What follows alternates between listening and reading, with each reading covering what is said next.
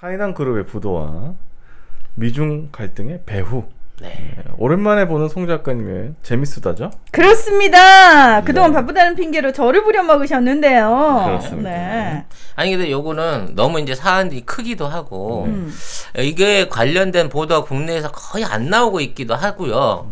일부 뭐 유튜브나 인터넷 매체에서 하는 설명들이 다소 좀 그 맞는 부분도 있고 안 맞는 부분도 있고 그래서 여러 가지로 이제 종합해서, 왜냐하면 하이난 항공 전문으로 지난 2년간 하이난 항공과 아시아나 항공의 유착 관계를 파온 저로서는 이 얘기를 안 할 수가 없었다. 사실 저희 방송에서도 하이난 항공 얘기가 그 아시아나 항공하고 관련돼가지고 얘기가 나왔었죠. 네. 맞아요. 예. 하이난 항공 전문가 송 작가님. 네.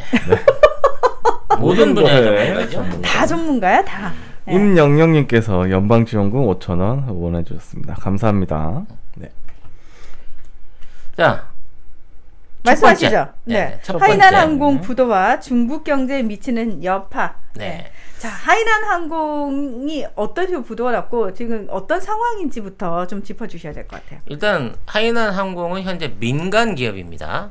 민간 기업인 상태에서 부도가 난 거예요. 중국에 예, 이게 부도가 났다는 얘기는 채권자들이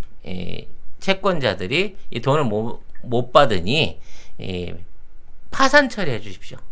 어차피 돈을 못 받게 됐으니까 이거를 갈기갈기 찢어서 파산 처리를 해 주십시오 라고 파산과 구조조정을 30일 날 신청을 한 겁니다. 질문 있습니다. 네. 채권자들이 순수 민간인인가요? 아니요. 예, 네. 그렇겠죠. 하이난 항공의 최대 채권자는 중국 국무원 산하 국가개발은행입니다. 이게 무슨 민간 기업이야? 이게 뭐가 민간 기업이야? 최대 부채가 최대 부채를 지고 있는 사람이 그런 거고, 네. 그 이외에 이제 부채를 다 합치게 되면 170조 원이 넘는 국내외 부채를 어마어마하게 쥐고 있는 기업인 거죠. 와. 계열사만 2,000개입니다. 네, 그리고 작년에 실적으로 따지면 하웨이에 이어서 2위죠. 이만큼 거대한 기업 하나가 이틀 만에 바로 세상에. 파산 절차를 받게 된 겁니다. 그러니까 고민이 없어, 중국 애들은. 역시 중국. 야, 아니 우리나라 기레기들 같았으면 지금 보세요. 망한다고. 삼성 망한다고. 살려야 되냐 말아야 되나 했는데 서류 넣자마자 그 다음날 바로 도장 꽝 찍어서 나오는 거야. 니들 아웃. 중간에 주말 낀 거 생각하면 사실상 이미 들어가는 순간 파산 당했다고 봐야 돼요. 네. 그거 들어오기 전부터 야, 얘 파산 넣어라 서류. 그렇지. 이렇게 했겠지. 이미 작년부터 사실은 하이난 항공에 대한 모든 경영권이 이 총수가 아닌 하이난 성에서 관리를 했었어요. 그래서 지난 1년 동안 사실은 뭐 했냐면 자산을 엄청나게 팔아가지고 부채를 갚는데 최선의 노력을 다했습니다. 네. 그래서 이제 이 항공 대란이었잖아요. 코로나 때문에. 이 하이난 항공이 2,000개 노선이 있는데 이 국내선을 빼고는 이게 다 운행 중지된 상황에서도 하이난 항공은 흑자를 냈습니다. 왜? 자산을 엄청 많이 팔아가지고. 다 팔아서? 다 팔아서. 쉽게 말해서 팔 수 있는 거를 다 팔고 난 다음에 파산을 때려버린 거예요. 뽑을 거 쫙쫙쫙 그렇죠. 다 뽑고. 이렇게 됨으로 인해서 국영기업으로 시작했다가 이게 원래 하이난 성의 소속 항공사였다가 이게 민간 기업으로 넘어가서 세계 4대 항공사가 됐다가 다시 쫄딱 망해가지고 지금은 국영기업으로 다시 되돌아가는 과정을 거치는 거예요. 세계 4대 항공사를 파산시켜도 중국 아무 문제 없잖아. 그럼 어차피 국유화 시켜버리면 되니까. 그러니까. 그리고 국유화 됐을 때 주인은 공산당이기 때문에 원래 이제 뭐랄까 이렇게 왼쪽으로 나갔다가 오른쪽으로 들어오는 과정 중에 돈이 많이 센 거지. 돈이. 그렇지. 그래서 이제는 다이렉트로 돈을 먹겠다. 굳이 거치지 않겠다. 아이고. 예. 그래서 이제 이 하이난 그룹이 어떻게 해서 만들어졌는가라는 부분을 좀 먼저 알아야 될 것 같아요. 네. 이 하이난 그룹이 처음 만들어진 거는 이제 그 하이난 섬 안에서 네. 그냥 그 지역 항공사, 지방 항공사예요.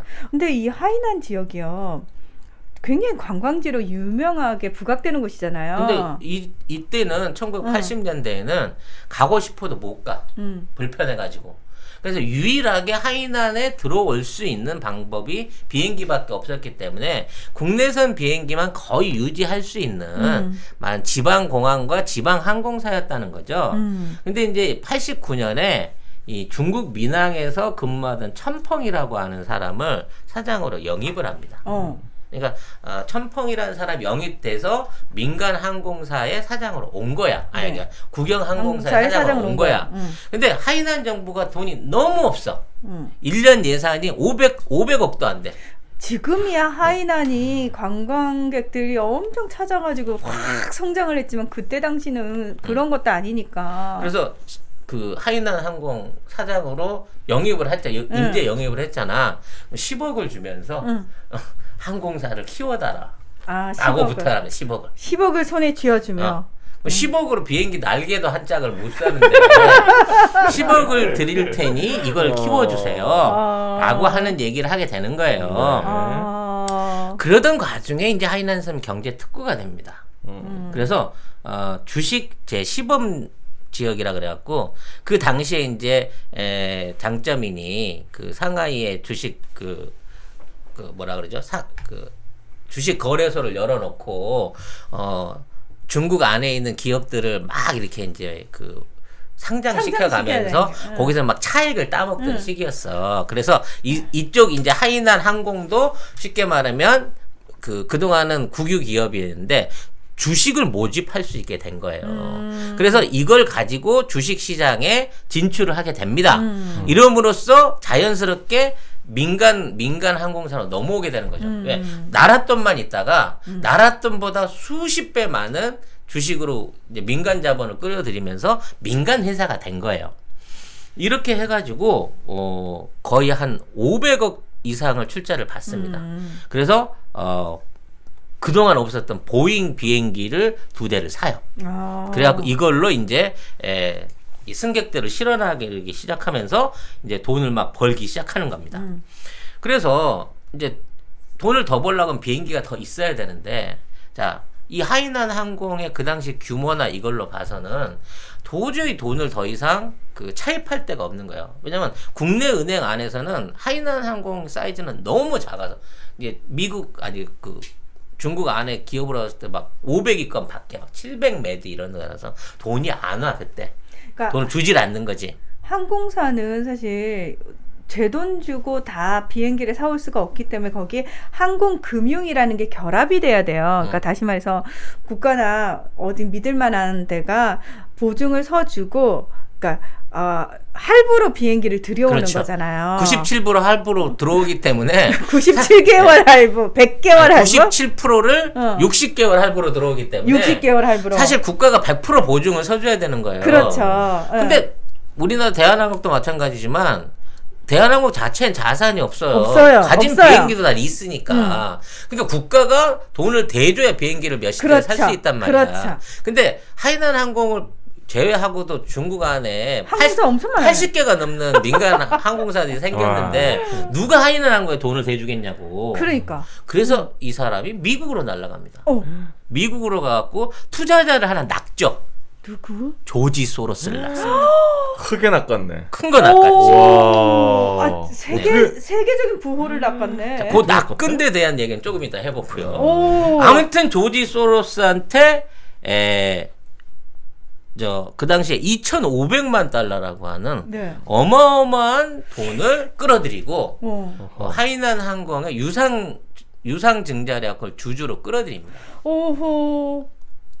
놀라운 일이지. 왜냐면 다른 글로벌 항공사도 많은데 왜 그때 그만한 거를 돈으로 빌려줬으면 그걸 왜 주식으로 받았을까라고 하는 뭐 얘기가 뭔가 좀 시작부터 이상한 게 좀 느껴지잖아요. 저기 천펑이 미국으로 날아갔다 뭐 이렇게 표현하시니까 어머 훌륭한 CEO가 와가지고 항공사 하나를 세계적으로 키웠구나라는 느낌이 들겠지만 이게 중국이란 말이죠.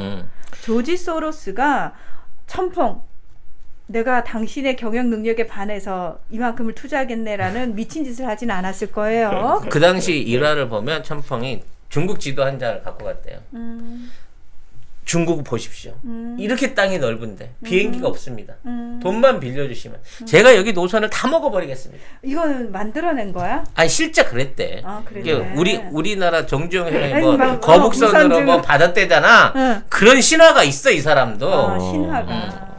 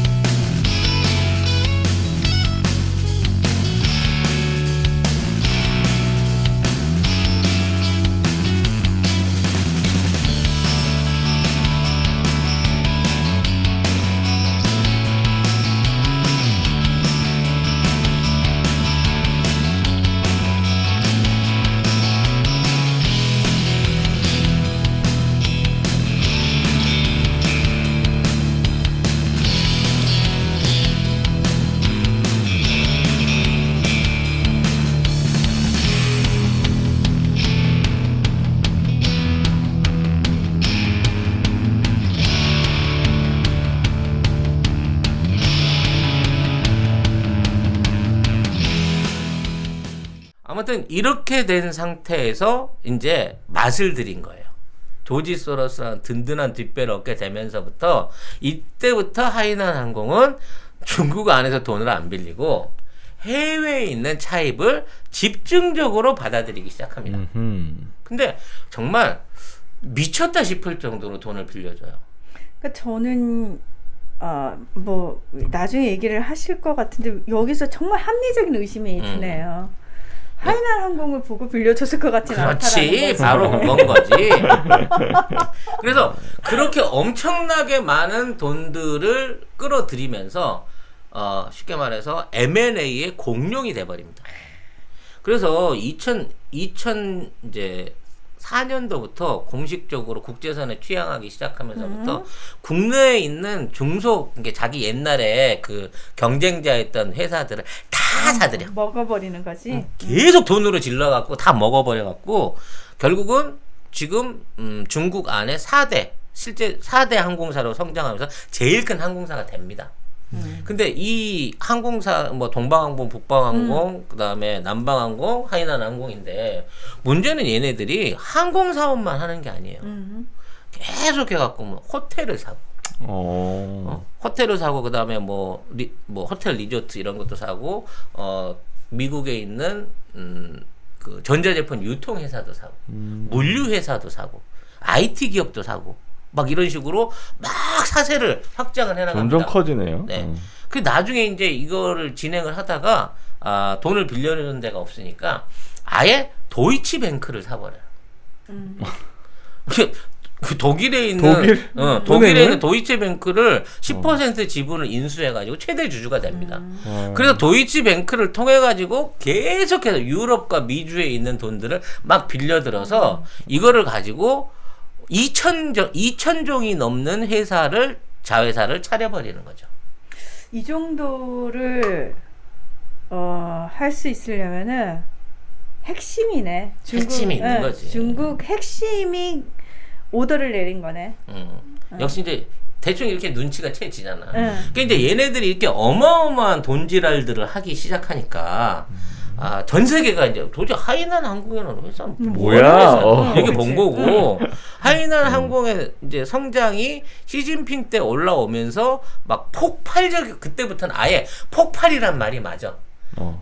중국 안에 있는 모든 공항에 뭐 이제 식당, 이게 그 캐터링 서비스부터 시작해갖고 공항을 신규로 지어가지고 거기에다가 부동산과 뭐 임대 사업을 벌이기도 하고, 남의 나라 1대1로 사업 있잖아. 남의 나라 가갖고 공항을 유치해갖고 거기에 공항 사업 자체를 다 먹어버리고 그 근처에 물류 사업을 먹어버리고 뭐 이런 방식으로 정말 엄청난 돈들을 끌어들여서 거대 공룡이 돼 나가는 거죠. 이렇게 잘 나가던 하이난 항공에 바로 뒤통수를 때려버린 이가 트럼프였습니다. 갑자기 또 트럼프가 나왔네. 예. 어. 트럼프가 깜짝이야. 나오자마자 하이난 항공이 이제 아까 얘기했던 도이치뱅크하고 그 홍콩 스탠다드 차트 은행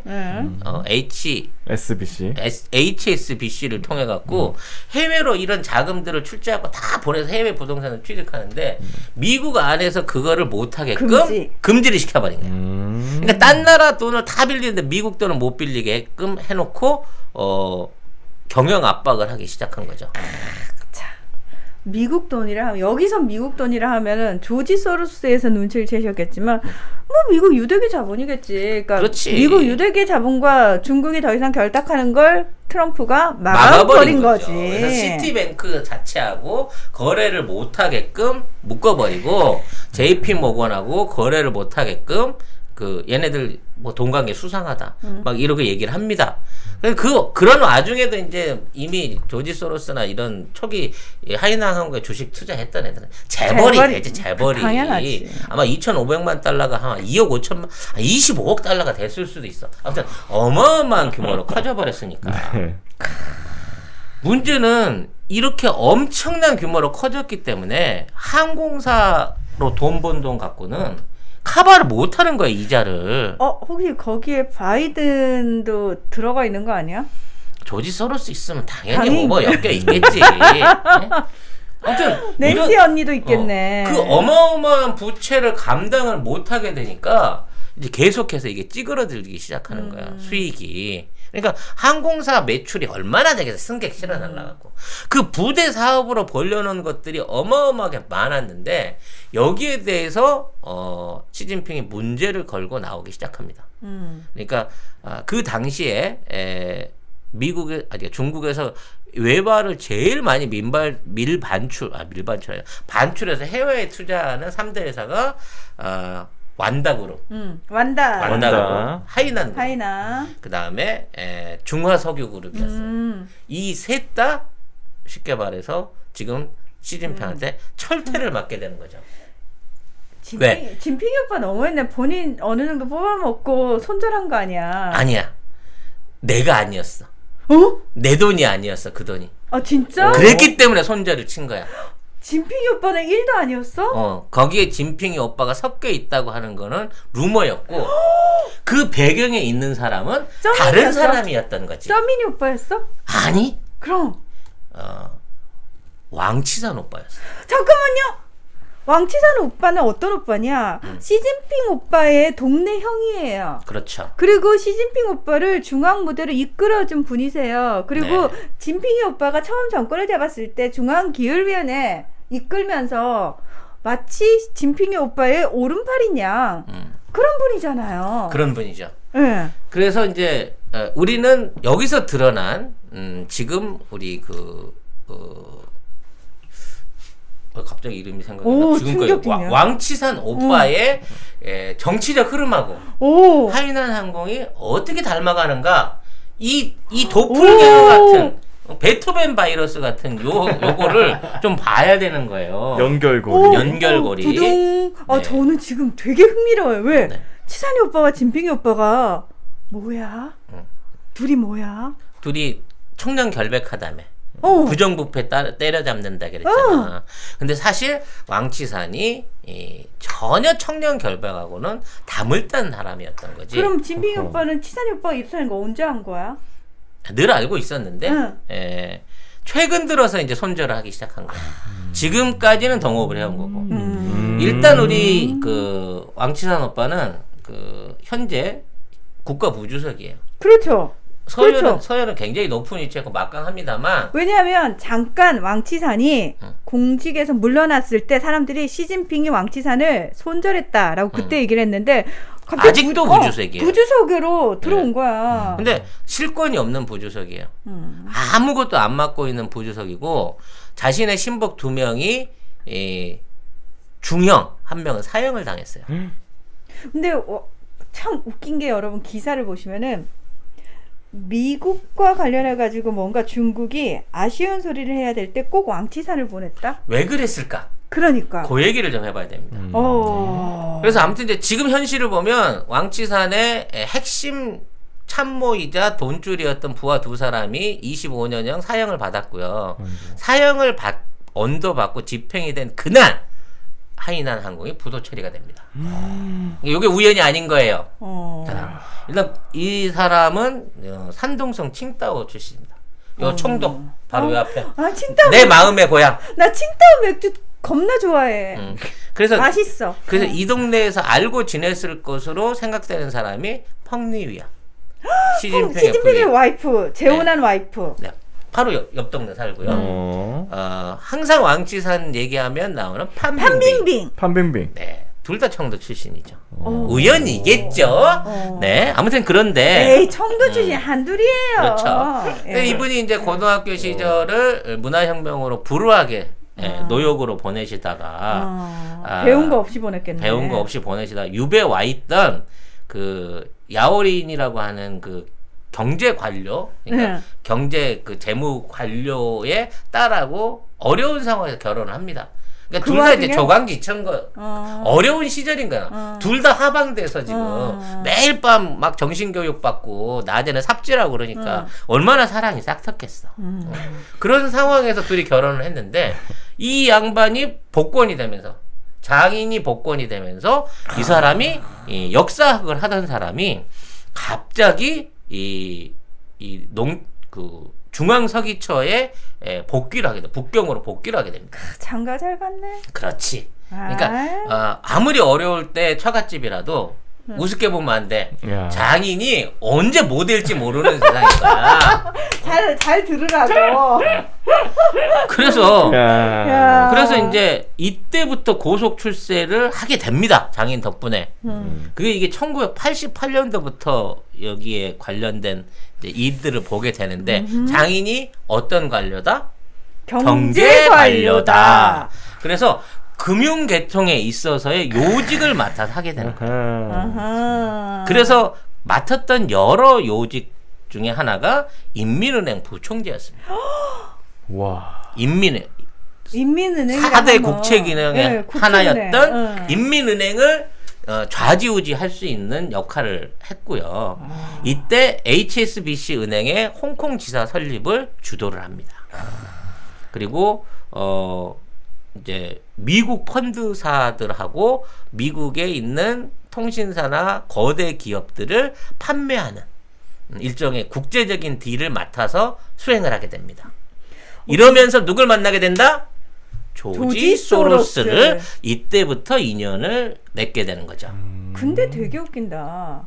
미중 무역 갈등하면서 트럼프가 계속 중국 측에 핵심 사항으로 요구했던 것 중에 하나가 뭐냐면 너네 금융 개방해라 이거였거든요. 그렇지. 맞아요. 그리고 금융 개방의 조건 중에 하나로 왕치산을 내쫓는 거였어요. 그래서 트럼프는 왕치산이 그렇게 미국 정계하고 발이 달다. 조지 소로스 동업자란 말이야. 끈끈하다니까. 네. 그래서 아쉬운 소리 할 때 항상 왕치산이 간다니까요, 대표로. 근데 아예 미국에 들어오지도 못하게 만들어버린 거야. 그러니까 굉장히 아픈 고리를 자른 거죠, 트럼프는. 그래서 이런 상황 하에서 중국이 이게 97년에 이제 외환 위기가 오게 됩니다. 그렇죠. 외환 위기를 할 때 이제 광둥성 투자와 어떤 그러니까 중국의 어떤 그 실리콘밸리이자 생산 기지는 광둥성이잖아. 광둥성이 위기를 겪으면 상하이고 뭐가 다 넘어간단 말이야. 근데 이 외환 위기 상황을 극복하는데 광둥성의 금융 담당으로서 이거를 극적으로 이걸 막아냅니다. 중국의 외환 위기를 피해갈 수 있게 만들어줬다는 거야. 근데 우리가 기억하고 있잖아. 동아시아 외환 위기를 만든 사람이 누구예요? 조지 소로스잖아. 걔네들이 그 약탈 자본 갖고 돌아다니면서 장난질 다친 거지. 장난에 다친 거 아니야. 근데 동업자가 조지 소로스인데 에이. 중국 금융이 망할 수가 있겠어? 이런 시빌라이제이션들 짜짝꿍을 했구만. 이 개쓰레기들. 그래서 2000년대 들어가자마자 국무원으로 바로 국무총리 산하로 바로 들어가야 되는 거야. 야, 동무 네. 인맥이 좋구만. 그러면서 겸직 비슷하게 어디 서기를 맡아야 된다. 지방에. 어딜까요? 하이난성? 그렇죠. 야. 어머! 하이난성의 서기를 맡게 되는 겁니다. 어머! 실질적인 성장보다 더 높은 공성당 서기가 되는 거지. 와. 딱딱 아구가 너무 딱 맞아. 너무 딱 맞다. 맞네. 너무 딱 맞다. 그래서 본인은 이제 그 하이난성 서기를 하면서 누굴 밀어준다? 하이난 항공을 밀어준다. 어떻게 밀어준다? 조지 조지 소로스를 소로스를 연결해서 밀어주는 거야. 그러면 야, 천풍은 왕치산의 하수인. 그렇지. 근데 그래서 심부름 해주는 애. 그래서 얼굴 받아가지고 바지 사장. 하이난 항공의 실제적인 주주가 왕치산이네. 왕치산이라는 얘기가 나오는 거고. 그래서 그런지 하이난 항공은 이렇게 큰 회사인데 유한 회사로 유지가 돼요. 유한이라 함은 비상장 소유주가 이게 비상장한 어떤 그 소수의 소유주가. 기업이 응. 하이난 항공의 주식을 다 쥐고 있는 거죠. 그렇지. 그래서 이 하이난 항공의 주식의 51%를 쥐고 있었던, 그러니까 사실상 180조 원의 51%를 쥐고 있었던 청년 둘이 있어. 한 명이 26%, 한 명이 25%. 둘이서 51%를 쥐고 있는 실제 소유주야. 이름도 몰라요, 성도 몰라, 출신도 몰라. 근데 돈만 많어. 겉으로 아무것도 밝혀진 게 없어. 아무것도 밝혀진 게 없어. 얘네들 소유로 말하자면 운영되는 개인 기업이었던 거야, 하이난 항공은. 근데 그래서 아까 댓글에도 어떤 분이 그거 시진핑 아들 소유 아닌가요? 근데 제가 알기로 공식적으로 시진핑은 딸밖에 없거든요. 왕치산은 아예 자식이 없어요. 그럼 뭐야 걔? 공식적으로는. 공식적으로는 없다. 공식적으로. 근데 중국은 기본적으로 돈이 있고 권력이 있다 하면 늘 드러나지만 집이 백채, 집마다 첩이 있다. 백첩이야. 그렇기 때문에 그 자식이 없다는 말을 안 믿고 계속해서 루머가 있었고, 그래서 걔네들이 말하자면 숨겨놓은 아들이라는 얘기가 많았다는 거예요. 한 명은 왕치산 아들이고 한 명은 시진핑 아들인 거야? 둘 다 뭐 아들이라는 시진핑? 얘기도 있고, 아니 왕치산 아들이라는 얘기도 있고, 그런데 구체적으로는 아무도 모르지. 왜? 이 문제가 본격적으로 불거지기 시작한 2016년도 이후에 이 두 청년이 이 51%의 지분을 국가에 헌납하고 사라져버려. 그러니까 그냥 90조 원을 갑자기 국가에 헌납하고 얘네들이 사라져버려. 저기요? 존재했었던 청년들인가요? 실제로?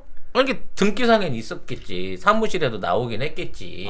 근데 헌납하고 사라짐으로 인해 가지고 유한 회사가 주인인 거는 유지가 됐지만, 그 유한 회사가 아까 얘기한 대로 주인이 국가로 바뀐 거야? 아니 그 하이난성에서 관리를 하고 있었고, 나중에 이번에 부도가 나면서 소유권이 국가로 넘어가게 된 거지. 아무튼 이런 와중에 이제 여기에서 또 그 북경에 또 북경 독감이 창궐하지 않습니까? 네. 그때 이제 사스가 창궐하면서 베이징. 2003년부터 2007년까지 이제 베이징 시작을 왕치산이 하게 됩니다. 인기가 말도 못하게 올라가게 되는 거고요. 이 사스를 어떻게든 마감을 지어가지고 2008년 베이징 올림픽을 성공을 시킵니다. 그 덕으로 누가 후보가 되죠? 시진핑이요. 그렇습니다. 그러니까 진핑이 오빠를 중앙 무대에 내세운 사람은 치산이 오빠라니까. 그러니까 북경 올림픽 조직위원장이 시진핑이었는데, 이거를 만일에 왕치산이 오사마리를 전문 용어 나오네. 오사마리를 안 해줬으면 시진핑의 사실상의 그 지금의 등극은 없는 거지요. 왜냐하면은 중국은 공식적으로 집단 지도 체제잖아요. 그래서 항상 다음 후계자가 누가 될지가 대충 늘 그 전 정권에서 이렇게 윗물에서 놀고 있어서 안단 말이야. 근데 시진핑은 혜성과 같이 등장했어요. 그렇죠. 밑바닥에 있다가 혜성과 같이 등장했고, 그 시진핑의 경쟁자였던 그 유수한 사람들을 다 제끼고, 다 제꼈어. 리커창까지 제끼고 당선이 된단 말이야. 그러니까. 왜?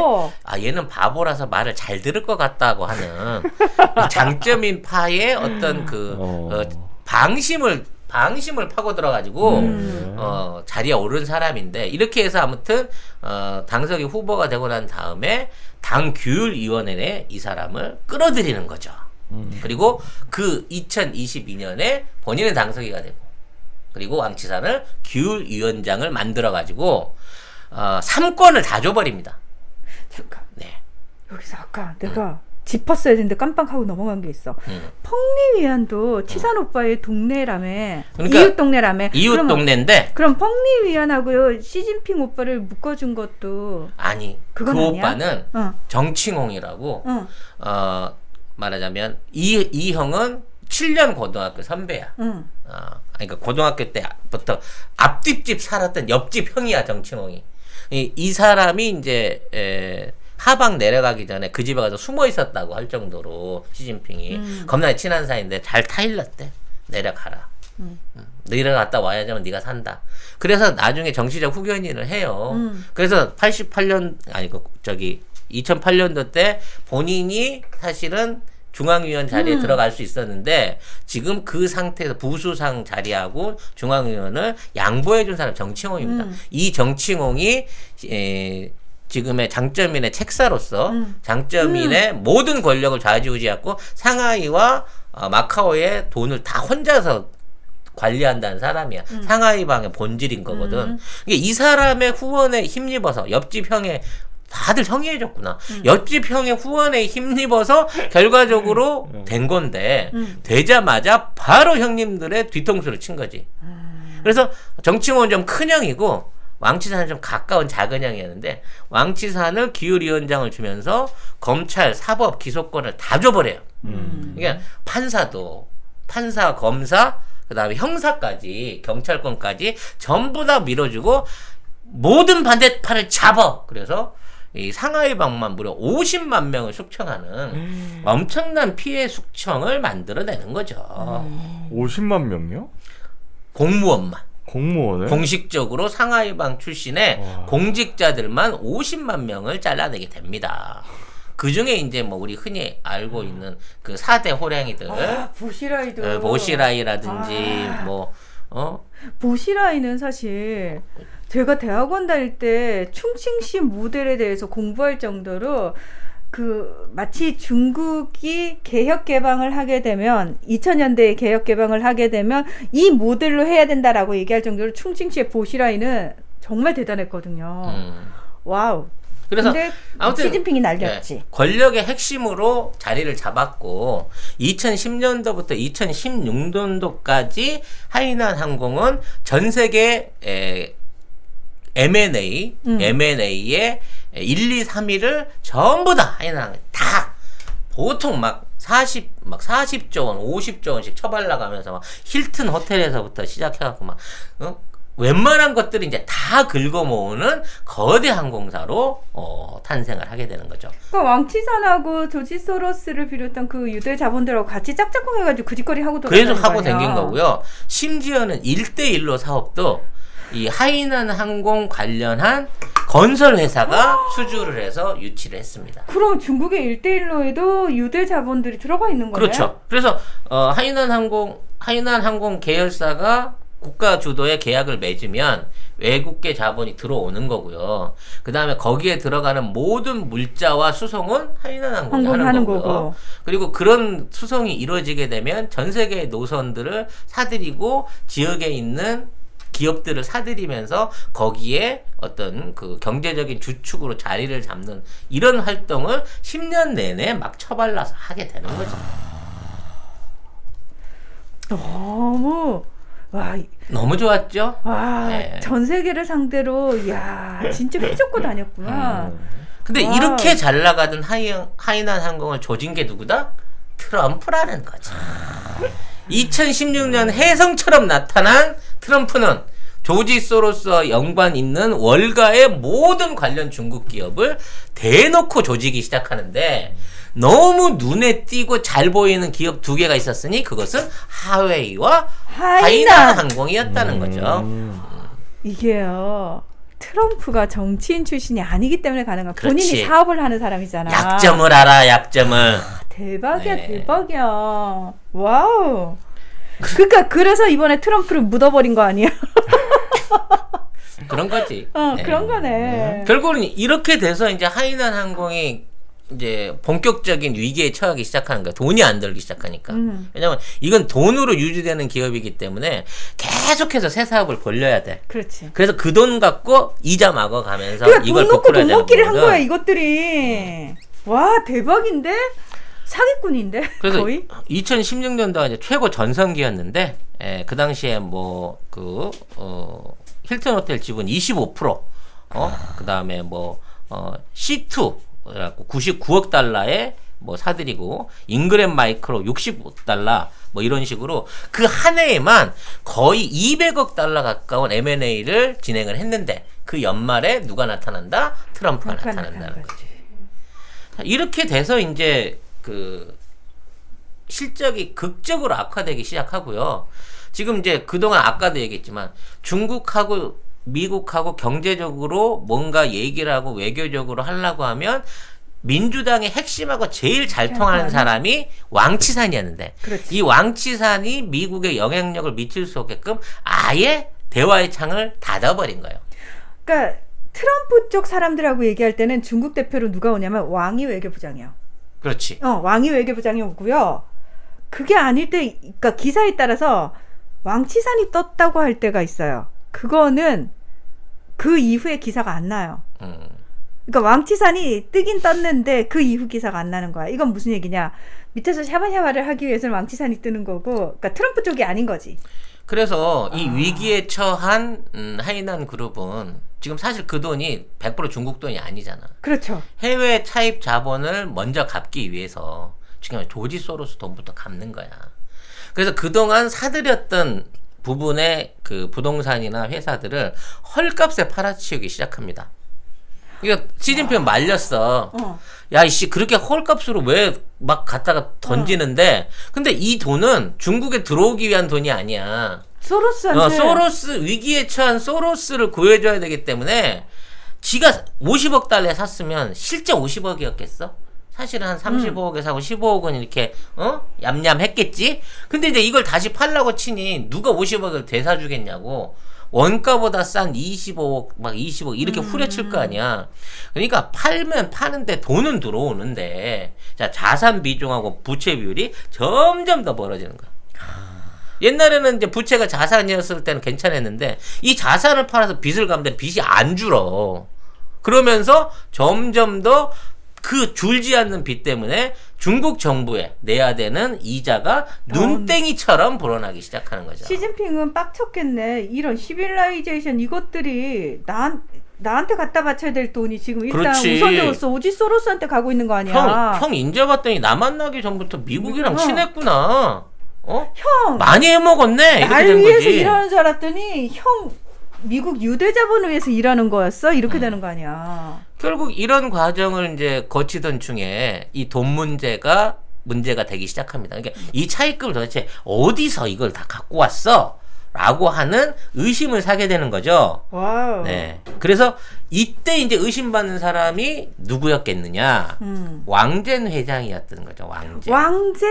네. 왕젠 왕젠이 누구냐면 2015년도에 그동안 이제 하이난 항공을 키워내는 말 그대로 그 왕치산이 완전 꼬붕이었을 걸로 예상이 되고, 이 왕젠이라고 하는 사람이 이분 지금 93년도에 영입이 된 거예요. 쉽게 말해서 이렇게 되죠. 경영사장으로. 그러니까 아까 얘기한 그 첨펑은 재정 관련인 거고, 경영은 이제 왕젠이 하게 된 CEO야.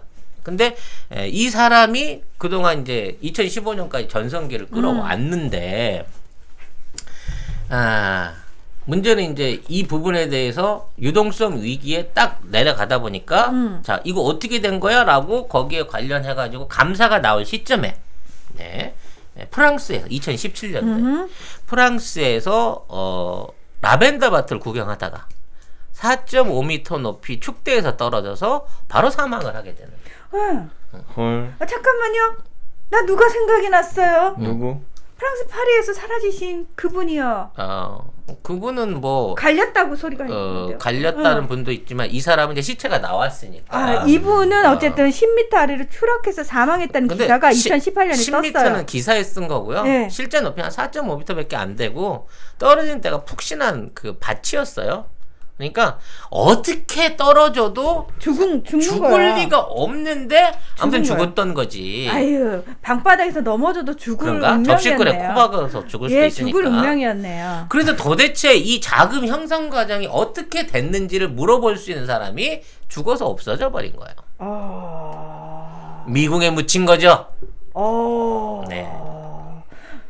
그래서 이 사람이 죽고 난 다음에 들어왔던 사람, 그러니까 아까 이제 경영이 나빠지고 난 다음에 원래 창업다였던 이 그 부하, 완전 꼬붕으로 의심되는 천펑이 아까 얘기한 대로 모든 매각 작업을 진행하면서 모든 자산들을 팔 수 있는 거는 해외에 있는 거 뭐 팔 수 있는 거는 다 내다 판 거고 지금 있는 상황에서 파산이 딱 일어나게 되면 모든 주식과 자산은 국유화가 되면서 갖고 있는 노선들은 분할해 갖고 중국에 있는 다른 항공사로 짜자작 넘어가도록 처리가 되는 거죠. 네. 와우. 일단 저는 여기서 사실 또 이제 제가 국제정치평론가라 보니까 다른 나라 상황도 생각이 나는데 지금 전 세계적으로 조지 소로스한테 대놓고 반기를 드는 사람이 있어요. 그러니까 조지 소로스하고 싸움을 하는 사람인데 누구냐면 헝가리의 오르반 빅토르 총리예요. 그러니까 조지 소로스가 헝가리 출신이에요. 헝가리계 유대인이에요. 헝가리계 유대인인데 그 빅토르 오르반 총리도 극우예요. 극우. 이분이 자기가 헝가리의 트럼프다 할 정도로 트럼프 대통령과 굉장히 밀접했었거든요. 그러면서 소로스를 향해서 이 사람은 국가 세금을 써서 반 조지 소로스 캠페인을 벌일 정도였거든요. 그러니까 지금 그 트럼프 진영, 뭐 반 트럼프 진영 이렇게 가지만 지금은 사실 거의 그 월가 자본들하고 기존의 미국 토종 자본들의 싸움이라고 봐야 되는 거고요. 이게 중국이 거기에 엮여 있기 때문에 지금 시진핑 입장에서는 내 때 그런 게 아닌데. 그치. 내 책임하에서 이루어진 일이 아닌데 저는 상관이 없어요. 이 싸움에 끼어들기가 무척 애매한 상황인 거예요. 진짜 애매하네. 근데 이제 이런 와중에 이제 어떤 부도 처리를 했으니까 이제는 일단락 진 거야. 그래서 쉽게 말하면 왕치산을 부주석 자리에 앉혀놓았지만 모든 실권을 뺏었고 그와 관련된 모든 재산들도 사실상 물론 부스러기는 뭐 몇십조 남아있겠지만 180조가 넘는 지금 자산을 가진 하이난항공 이제 역사적으로 사라진 거예요. 오케이. 그러면은 시진핑의 노선은 자 지금 파산을 선고했고 국유화 되면은 조지 소로스한테 갈 돈은 이미 다 간 상태에서 처리를 해준 거예요? 아니면 더 이상 조지 소로스한테 줄 수 없다 해서 파산 처리를 해준 거예요? 줬을 것으로 봅니다. 왜냐하면 이미 그 작업이 끝났고 그래서 민주당 쪽에서도 크게 불만이 없는 상태에서 지금 해결을 하면서 시진핑 나는 몰라. 왕치산이 그랬어. 그래서 내가 징계했다. 회사도 부도 처리했다. 라고 하면 끝나는 거니까. 그러네. 뭐 그 다음 사업을 할 땐 많이 남아 있어요. 지금 지리자동차도 있고요. 뭐 그 처남이 하는 자동차입니다. 그러니까 뭐 다음 사업 할 건 얼마든지 있으니까 지금 있는 상황에서 발뺌만 잘하면 되고 어찌됐건 지금 바이든이 불안불안하게 앉아 있잖아. 그러니까. 시진핑 입장에서는 좀 안심이다라고 얘기가 되는데. 영한네이처 하면 우리가 한때 팟캐스트 인기 프로그램에서 막막 광고하던 제품이 있습니다. 마카33을 엄청나게 광고를 했고요. 주력 상품을 이제 마카33에서 술겜으로 바꾸셨대요. 식물성 원료들을 섞어서 만든 건데 그 메인은 마카도 들어있고요. 네. 오리나무, 누룩, 황기, 칡봉오리, 쌓인 씨앗, 헛개나무, 칡뿌리 몸에 좋다는 종류는 뭐 20몇 가지가 전부 다 들어있어요. 생약제제 같은 작은 알, 그 알로 된 겁니다. 먹기에는 향이나 이런 맛에서 지장이 없고요. 효과가 너무 좋대요. 그래서 사장님이 얼마나 자신이 있으신지 음주 중에는 드시지 말라고 권합니다. 술이 안 취한다.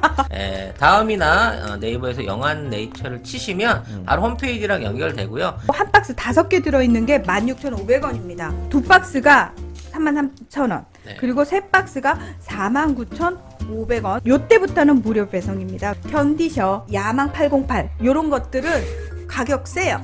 어쩔 수 없이 몇 개를 사와요. 편의점에 가서. 그 경험들 다 있으실 겁니다. 그거 사면은 결국은 몇만 원 나가.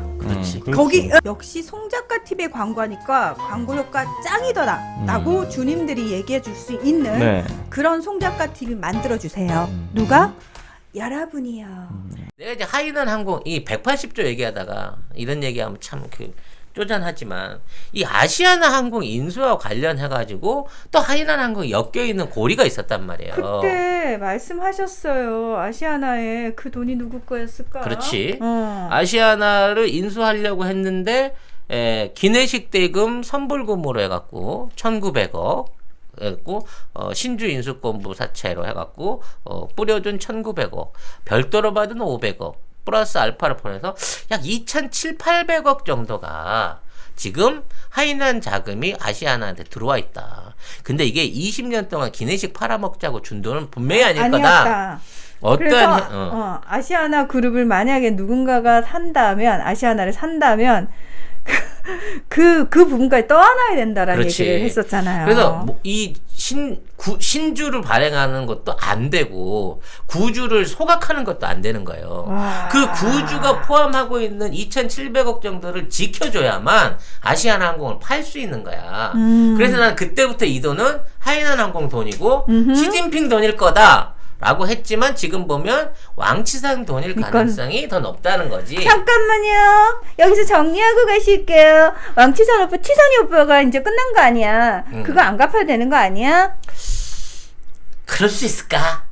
이 중국 놈들, 떼국 놈들 돈 떼먹으면 그 원한 관계가 두고두고 가는데. 네 죽고 싶니? 이렇게 예. 되는구나. 오직하면 우리도 그 어려운 상황 안에서 그 구주를 인정을 해주면서 그걸 9천억을 쳐줘야 돼. 왜냐면 이자까지 다 받으려고 드는 거야, 내가 보기엔 지금. 9천억을 쳐줘야 되니 말아야 되니 하다가 지금 매각 협상이 결렬돼갖고 끝난 거 아니야. 근데 그때 방송하면서 이건 절대 매각 안 된다. 회사 가치가 5천억도 안 되는데 구주 프리미엄을 9천원씩 주고 사갖고 어떻게 이걸 운영하냐. 하필 또 이때 코로나까지 걸려가지고. 저기요, 그러면은 그럽시다. 어떻게? 원포인트로 갑시다. 각국 정상이 앉아가지고 양국 정상이 앉아서 해결하면 안 될까? 야, 그 돈이 자기들 돈이라고 중국 정부에서 밝힐 수가 있겠어? 이건 언제까지나 민간 차원의 문제이기 때문에 그 돈은 중국 은행의 채권단이 되어버린 소유주가 되어버린 중국 공산당 중국 개발은행으로 들어와야 되는 돈이다라는 주장이 오히려 더 타당하게 맥히겠지. 그러면 아시아나는 답이 없는데? 답이 없지. 이제는 혼자 왔니? 어이 아이 갑니? 조선자가 아니야 왕치사는. 무슨 뭐 도끼 들고 오고 이러진 않아. 그리고 워낙에 푼돈이야 솔직히. 장첸 2,600억 100명 온다고 지금. 무서워. 장첸 100명 온다. 조심해야 됩니다. 아무튼 그렇기 때문에 이번 하이난 항공의 어떤 부도는 그동안 잘못돼 있는 그 중국의 정경유착의 나쁜 사례, 그리고 미국 월가 자본하고 연결된 어떤 사례, 그리고 지금 이제 반장점인 세력과 다툼을 하고 있는 이 트럼프 시진핑 입장에서 트럼프랑 이렇게 죽기 살기로 싸워서 어떻게 됐거나 견뎌냈고, 바이든 행정부가 앞으로 이제 중국 관계를 개선해 줄 거란 자신감 때문에 다보스 포럼 나가가지고 내정 간섭 하지 말아라는 자신의 목소리까지 냈잖아. 근데 지금 있는 상황에서 이제 민주당하고 가장 확실한 핵심 고리 중에 한 사람인 왕치산을 죽일 수는 없다는 거야.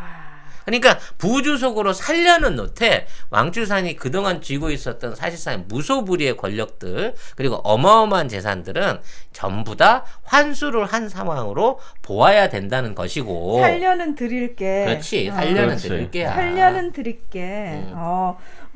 여기서 이제 가십으로 판빙빙 언니는 어떻게 되는 거예요? 판빙빙 언니가 뭐 왕치산 오빠 애인이라는 설도 있었고. 장점인 쪽이라면서요. 아니 그러니까 장점인하고 뭐 들리는 소문이니까 시진핑 오빠 사이에서 삼각관계를 했다가 삐져갖고 그렇게 혼났다라는 얘기도 있어요. 이 언니 배포 크네. 이 언니 한동 사람이잖아. 배포 좋지. 그래서 또 턱리위안이 알고 그걸 했다라는 말도 있고.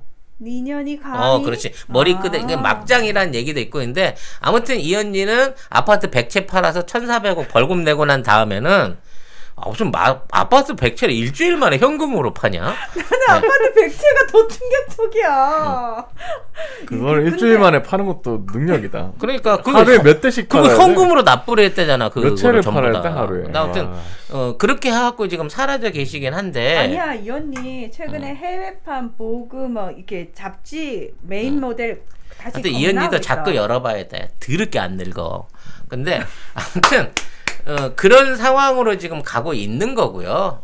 남아있는 잔불정리가 앞으로 당분간 좀 있을 것입니다만. 아니 이렇게 되면은 난 진짜 이런 오늘 얘기한 부분에 있어서만이라도 난 트럼프가 이거 제기를 해야 된다고 보네. 응? 트럼프가 아니 거대하게 맞서는 또 다른 악이잖아.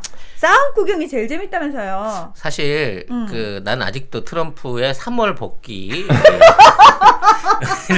아니 이거 그냥 물어봐서 묻는 거야. 죄송해요. 제 질문을 잘못했나봐요. 죄송합니다. 내가 믿고 있기 때문에 아직은 잘 몰라. 그래서 사실 지금 상황이 애매해. 미국도 지금 누가 백악관에 있는지 잘 모른단 말이야. 근데 어찌 됐건 간에 시진핑 입장에서는 기존에 있는 민주당이 타격을 많이 입는 걸 봤기 때문에 네. 그 연결고리는 어찌됐거나 떼내야 된다고 봐. 왜? 이 부정선거와 관련된 중국의 어떤 연루설은 지울 수가 없는 거고, 늘 말씀드린 도미니언 서버에 돈을 보낸 것도 HSBC 은행이라고 그랬잖아. 오랜만에 들었네요. 도미니언. 4억 달러를 보낸 그 은행이 그거고, 그 은행을 설립한 사람이 왕치산이란 말이야. 결과적으로. 야, HSBC 왕치산.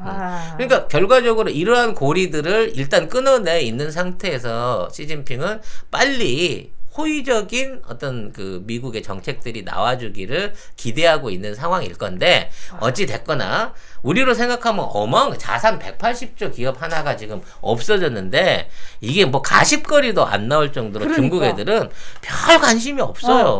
그리고 뭐 거기에 대한 고용 승계 문제라든지 뭐 자산 손실 문제, 은행 일도 안 나. 그냥 그거는 씹단 껌이야. 중국 입장에서는. 진짜 너무 대단한 것 같아. 우리나라 같은 신기하다. 상상도 못할 일이야. 사실은. 아무튼 이렇게 해서 이제 정리가 됩니다만, 이 안에 이 숨어 있는 이 재밌고 이 쫄깃쫄깃한 이런 얘기를 제대로 전해줄 사람이 저밖에 없기 때문에 제가 이렇게 힘든 상황에서 오늘 연방을 할 수밖에 없었다. 여러분들이 많이 이해해 주셔라. 네. 연방 후원금도 좀 많이 세상에 얘기에 취해가지고 슈퍼챗이 하나도 안 올라오더라고요. 아니 이게 우리 방송만의 특징인 게, 얘기가 너무 재밌으니까 사실 딴 생각 자체를 못해요. 얘기 막 집중해가지고. 네. 아무튼 그래서 하이난 항공의 그 짧은 역사 30년도 안 돼. 정말 불꽃처럼 왔다가 그냥 번개처럼 빛나다가 산화해버린 하이난 항공을 바라보면 제2의 하이난 항공이 될 중국 기업들이 수두룩하다. 많다. 그러니까 이래서 사실 이렇게 되면은 이제 우리나라도 연결된 기업들이 있을 수 있고 민간인들이 있을 수 있잖아요. 예. 트형이 돌아오지 않는 이상 중국과 미국의 이따위 돈지랄 밀월 관계는 계속 유지가 되고요. 이 엄청난 돈더미들 앞에 다른 나라의 호텔이고 부동산이고 기업들은 다 빨려들 한 방에 가는 거야. 한 방에. 쫙쫙 빨아들이잖아요. 우리는 이 하이난에서 만들어진 페이퍼 컴퍼니 하나한테 30년을 눈탱이를 맞은 거예요. 그리고 그 30년 만에 하이난은 제자리로 돌아간 거야. 근데 여러분 보세요. 그래요. 30년 동안 우리가 눈탱이를 맞았는데, 지금 이 방송을 듣고 계신 분들은, 보고 계신 분들은 우리가 30년 동안 아차 싶고, 와, 이것들이 무슨 짓거리를 한 거야. 전 세계를 상대로 수십 년 동안 이걸 이제 알았잖아요. 근데 대다수 사람들은, 송작가 TV를 모르는 사람들은 아직도 그걸 모르고 있다라는 거고, 그리고 저는 이런 것들, 그러니까 지금 우리는 내부에 저 국민의힘 저 토착 외구 언론, 그다음 저 검찰 저것들 어떻게 하지 막 이러면서 이제 막 골머리 썩고 있는 상황에, 우리를 둘러싼 세계는 이미 거대 악들의 돈노름에 계속 빨려 들어가고 그렇죠. 있는 상황이라는 거. 돈노름이라고 하는 악인들의 돈노름에 우리는 세계가 세계가 위협받고 있다는 거죠. 트럼프도 나쁜 놈이긴 한데, 그렇지. 더 나쁜 놈들보다는 좀 나으니까 트럼프를 응원하고 싶었던 마음이 있었다라는 말씀. 네. 네, 그래서 드립니다. 그러니까 그렇게 시각 자체를 이렇게 크게 봐야지 안에서 푹탁푹탁 이런다고 될 문제가 아니라니까. 그러면 이니 대통령은 사실 이 모든 상황에 대한 어느 정도의 정보를 가지고 국가를 운영해야 되는 사람이잖아요. 그렇죠. 얼마나 머리가 터지겠습니까. 진짜. 그럼에도 해 나가야죠. 그러니까요. 이웃들 꼴보기 싫다. 층간소음 싫다고 내 집인데 두고 떠날 순 없잖아. 아유, 그럼요. 예. 그리고 저희가 아주 입지는 좋은데 이웃이 아주 지랄 같아 아주 우리는. 네. 그리고 늘 말씀드립니다만 이제 진짜 우리나라 정치인들도 국제정치 공부해야 된다. 예. 그거 모르는 사람이 정권 잡겠다고 나오거나 그거에 관심 없는 사람들이 정치인하면 그럼. 안 된다. 방송이나 좀 들으세요. 그러면 중앙일보만 듣고 또 내일 이런 거 비슷하게 써낸다 얘네들. 아, 중앙일보 간자. 너도 재밌었지.